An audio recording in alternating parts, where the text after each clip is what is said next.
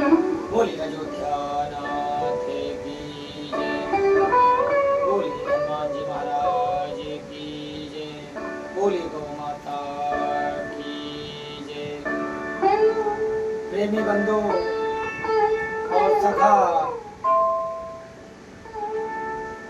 हम आज इंसान के रूप में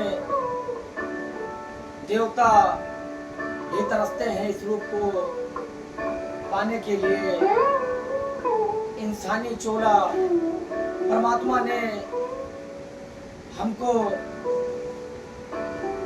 इस पृथ्वी पे सबसे सर्वश्रेष्ठ बना करके हमको इस पृथ्वी पर एक हीरे की तरह तलाशा है। और मनुष्य स्मृति जो आज मनुष्य पूरे पृथ्वी पर एक साक्षात परमात्मा का स्वरूप जीता जागता उदाहरण है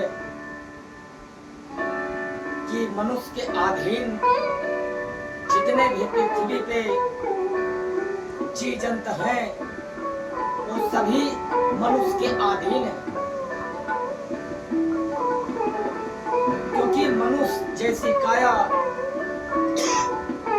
मनुष्य को 10 शरीर में 10 द्वार दिए गए हैं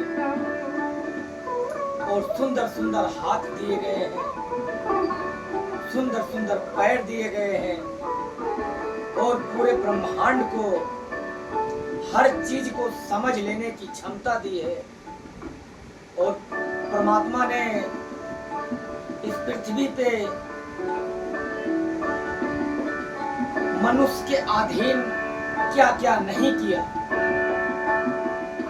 हम सनातन धर्म में हमारी जिंदगी है, सबकी जिंदगी है, पूरा विश्व पटल पूरी धरती सनातन है। और बाकी जो देखा जाए तो बाकी चीजें तो सब बनावटी की हो सकती हैं। परमात्मा का दिया हुआ ये सूर्य, ये नदियां, ये वृक्ष, ये पहाड़, ये वन, ये जीव, ये जंत मनुष्य के अधीन इस पृथ्वी के जितने जीव जंतु हैं वो मनुष्य से सारी चीजें।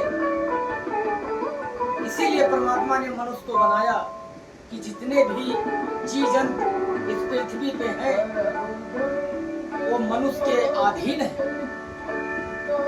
जैसे कि हम खेत में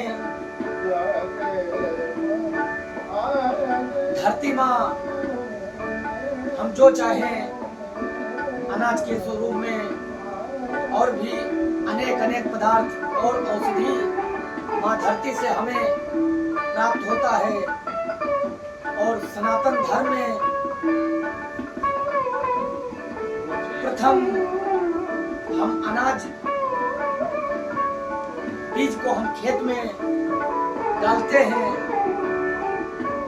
उस बीज से पंखुड़ियां फूटती हैं, पौधा बनता है, उसका लालन पालन और उसको निगरानी में रखा जाता है, वो बड़ा होता है। फिर उस वृक्ष से जो फल निकलते हैं, अनाज उगते हैं, वो सबसे फर्स्ट में सनातन धर्म में बताया गया है, लिखा है कि पशु पक्षी जीव जंतु